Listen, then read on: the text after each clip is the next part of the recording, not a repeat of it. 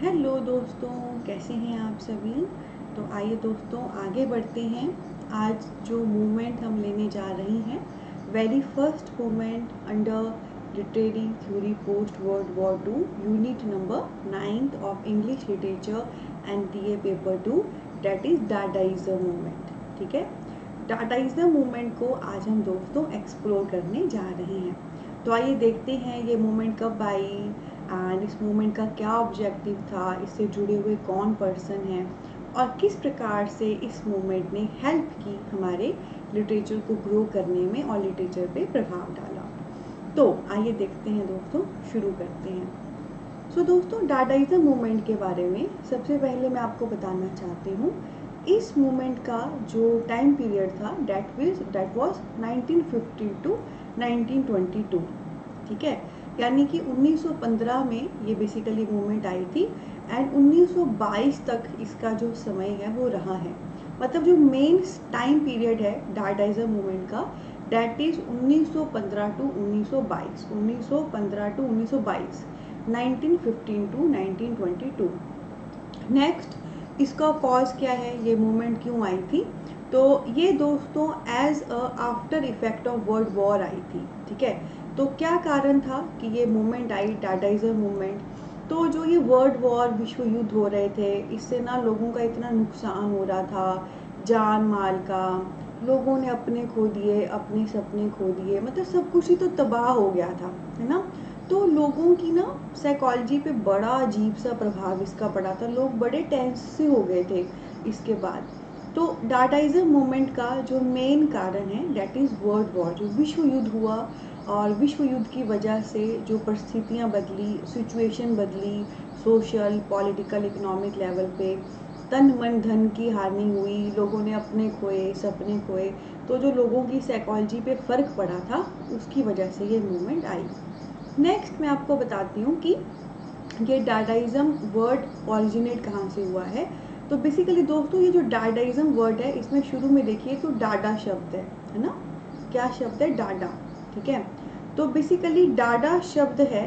Okay, तो डाडा शब्द पहले ओरिजिनेट हुआ था, उसी से आगे चल के ये मूवमेंट आई थी डाडाइज्म। तो डाडा शब्द ना बेसिकली ह्यूगो बॉल करके एक पर्सन है। कौन है, ह्यूगो बॉल।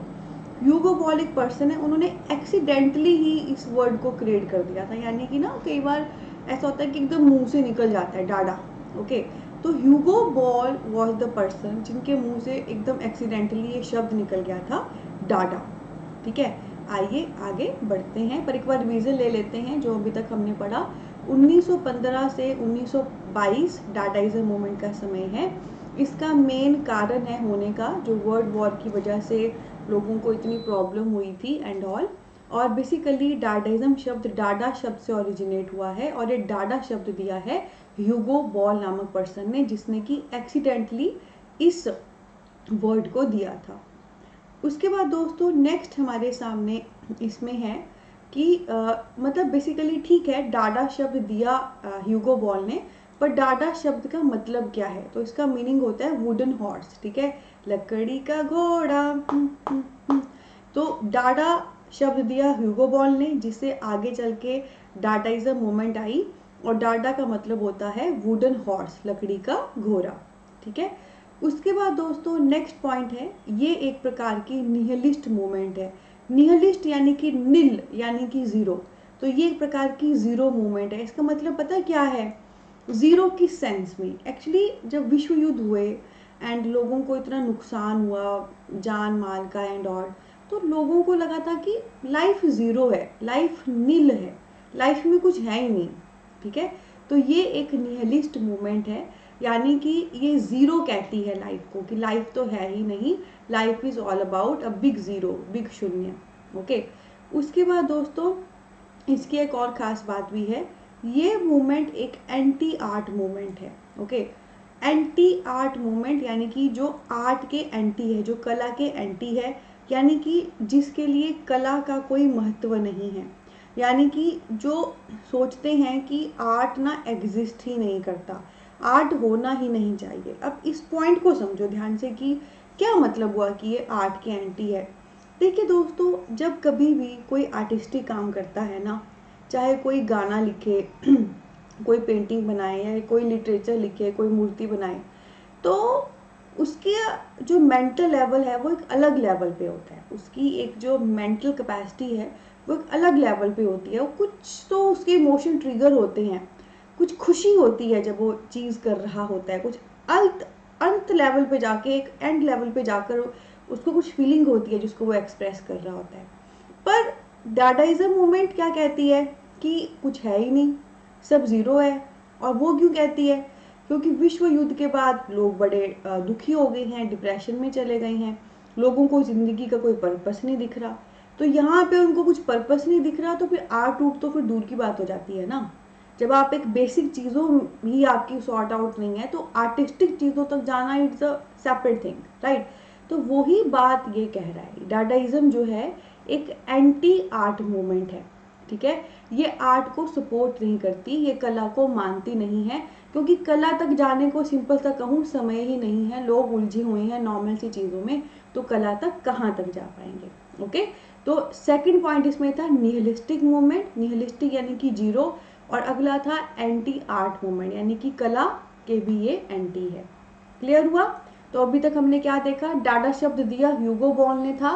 डाडा शब्द का मतलब होता है वुडन हॉर्स, लकड़ी का घोड़ा, और डाडाइज्म एक निहिलिस्ट मूवमेंट है, यानी कि बिग जीरो, शून्य, लाइफ कुछ भी नहीं है, और ये एंटी आर्ट है मूवमेंट है, ये आर्ट को भी सपोर्ट नहीं करती, क्योंकि आर्ट तक आप तब जाओगे जब आपकी बेसिक चीज़ें सुलझी हुई हैं। बेसिक ही खज्जल खराबी है, आप आगे कहाँ बढ़ोगे। तो ये लाइफ को ज़ीरो मानती है और आर्ट को एग्जिस्टेंस ही नहीं मानती, या तो उसको सपोर्ट नहीं करती, मतलब नथिंग। उसके बाद दोस्तों नेक्स्ट हमारे सामने यहाँ पे है कि डाडाइज्म मूवमेंट का मोटो क्या है। तो डाडाइज्म मूवमेंट का मोटो है नथिंग, ठीक है। मोटो मतलब पता है क्या होता है बेटा? नारा।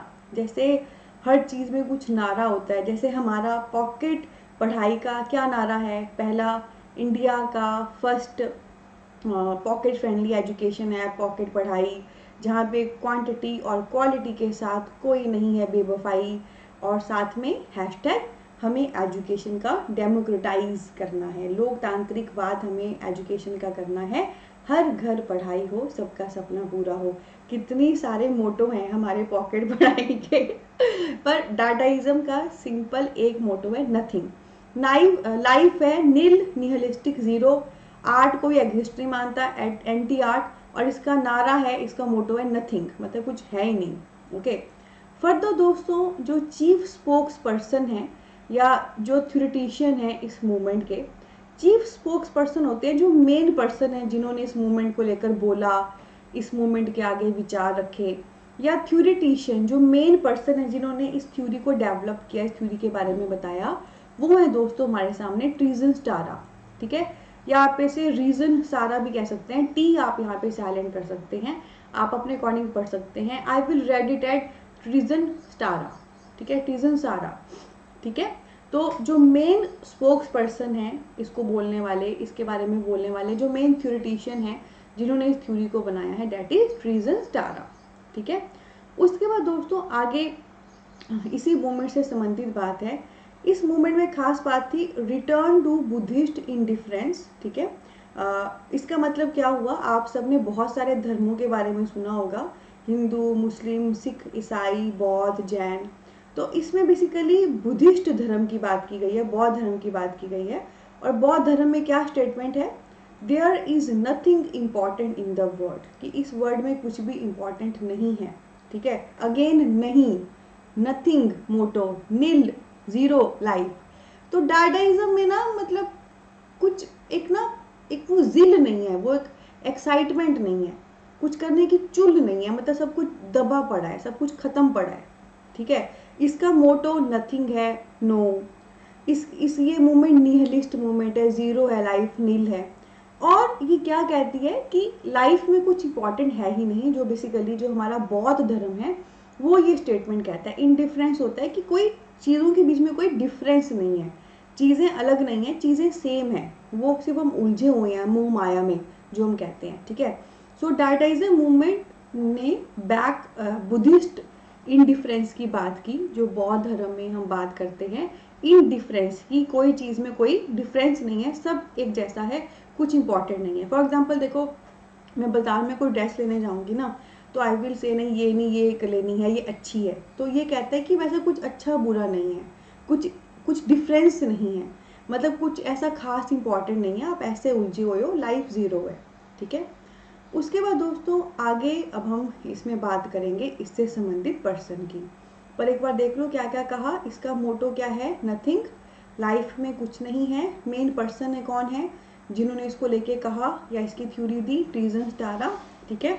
और किस धर्म से संबंधित हमने इसको देखा, बुद्धिस्ट इंडिफरेंस से। कौन सा नारा इसने दिया कि वर्ड में कुछ भी इम्पॉर्टेंट नहीं है, जो हम कहते हैं ये अच्छा है, वो अच्छा है, ये बुरा है, वो बुरा है, ऐसा कुछ भी नहीं है ही नहीं, कुछ नहीं नहीं नहीं। ओके। अब दोस्तों आगे मैं आपको इससे जुड़े हुए पर्सन बताऊंगी। तो डाडाइज्म मूवमेंट में हमारे कुछ पेंटर भी जुड़े थे जिन्होंने इस मूवमेंट को प्रमोट किया, इससे जुड़े हुए थे। जैसे पिकासो का नाम दोस्तों आप सबने सुना होगा, Picasso is one of a very popular painter. Then we have Chirico and then last painter here we have Marcel Duchamp. ठीक है। कौन कौन से हैं, थोड़ा थोड़ा सा गुनगुनाते हैं, दिमाग में बिठाते हैं, जयकारा शेरा माता काली का लगाते हैं। सुनो, Picasso, Chirico, Marcel Duchamp, Picasso, Chirico, Marcel Duchamp, Picasso, Chirico, Marcel Duchamp, Picasso, Chirico, Marcel Duchamp, Picasso, Chirico, Marcel Duchamp, Picasso, Chirico, Marcel Duchamp. आप सोच रहे होंगे मैम को क्या हो गया है। Actually this is a fact बेटा। जब कभी आपके सामने कोई भी ऐसी चीज़ आए ना, जैसे राइटर्स के नेम आगे, पेंटर्स के आगे, वर्क के आगे, आपके दिमाग में नहीं घुस रहे हैं, तो इस प्रकार से गुनगुनाओ। जब आप कोई चीज़ बोलते हो, सुनते हो, पढ़ते हो, लिखते हो, जितने ज़्यादा आपके सेंसेस यूज होते हैं उतना आपके दिमाग में बैठते हैं। Picasso, Chirico, Marcel Duchamp, Picasso, Chirico, Marcel डनचैम्प, है ना।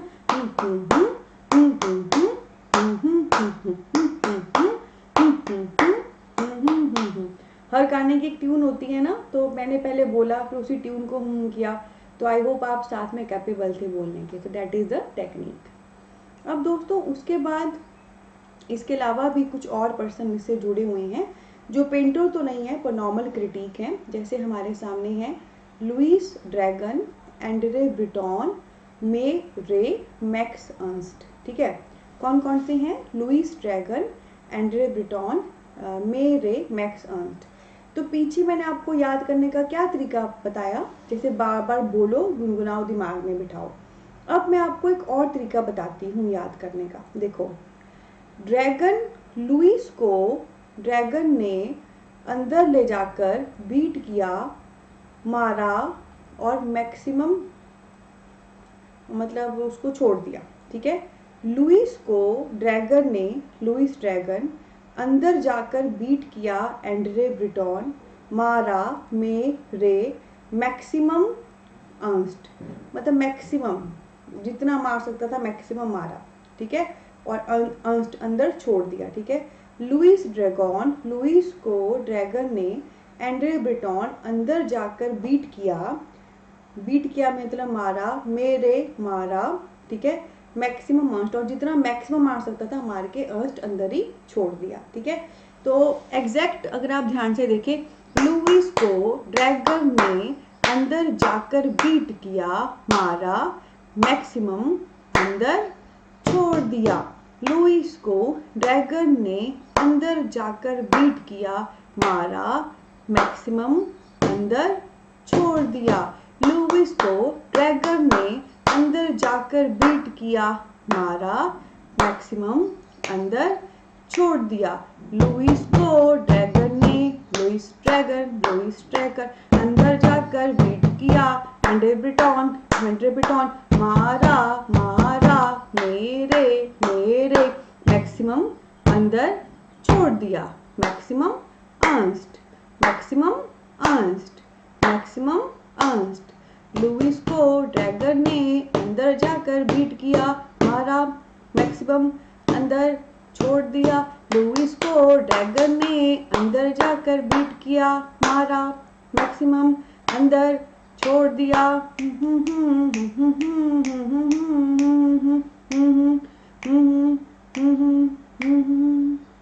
ठीक है। तो दोस्तों this is the second way. इस प्रकार से भी आप शब्दों को समहाउ यूज करके एक स्टोरी बना के कर सकते हो, क्योंकि ये सारे ही पर्सन क्रिटिक हैं और सारे ही डैडाइज्म मूवमेंट से जुड़े हैं, सारे ही हमको इकट्ठे करने थे, तो सारों की ही हमने एक स्टोरी बना ली। ठीक है। तो ऊपर ऊपर हमने गुनगुनाया Picasso Chirico Marcel डंचेम, Picasso Chirico Marcel डंचेम, और यहाँ पे हमने स्टोरी बना दी। लुइस को ड्रैगन ने अंदर जाकर बीट किया, मारा, मैक्सिमम अंदर छोड़ दिया। ठीक है। तो दीज आर द टेक्निक्स, ये आपको पॉकेट पढ़ाई पे मिलती रहेंगी कि हंसते हंसते कट जाएं पढ़ाई के रास्ते। थोड़ी सी पागलपंती जरूरी है दोस्तों। तो ऊपर हमने किए पेंटर जो इस मूवमेंट से जुड़े हैं, और अब हमने किए नॉर्मल क्रिटिक जो इस मूवमेंट से जुड़े हैं। और दोस्तों इस मूवमेंट में अगला पॉइंट मैं आपको बताना चाहती हूँ, डार्डाइज्म मूवमेंट से आने वाले समय में फिर शोरलिज्म मूवमेंट में एक तरह से चेंजेस चले गए थे। यानी कि डार्डाइज्म मूवमेंट आई 1915 से 1922, और इसी के आसपास और इसके बाद फिर नेक्स्ट हमारे सामने जो है शोरलिज्म मूवमेंट आ गई थी। ठीक है। तो अभी के लेक्चर में हमने डार्डाइज्म मूवमेंट पूरी पढ़ ली, क्या है, क्यों है, कैसे है, और आने वाले लेक्चर में हम दोस्तों शोरलिज्म मूवमेंट को देखेंगे। ठीक है। तो कैसा लगा दोस्तों आपको? आई होप अच्छा लगा है। तो ज़रूर प्यार दें एंड आगे भी सबको बताएं पॉकेट पढ़ाई के बारे में। ठीक है। इसी नोट पे लेते हैं अलविदा। बहुत सारा प्यार, बहुत सारी ब्लेसिंग।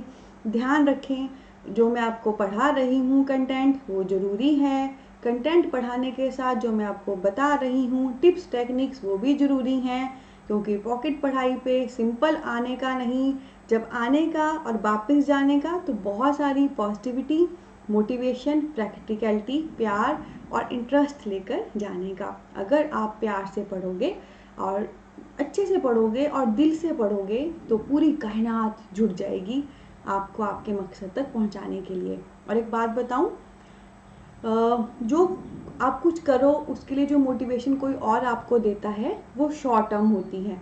ठीक है। पर जो इनर मोटिवेशन होती है वो लॉन्ग टर्म होती है। और मेरी पूरी कोशिश है कि मैं आपको पढ़ाऊँ ऐसे कि आपके अंदर एक इनर मोटिवेशन आए, मतलब आपके अंदर एक इंटरेस्ट आए एंड लिटरली आप पढ़ें और आगे बढ़ें। बहुत सारा प्यार, बहुत सारी ब्लेसिंग। ध्यान रखना टिप्स को और ज़रूर अपनाएं, और आगे जब आप भी लाइफ में पढ़ाएं या पढ़ा रही हैं वहाँ पे भी इनको अपना के आगे बढ़ें।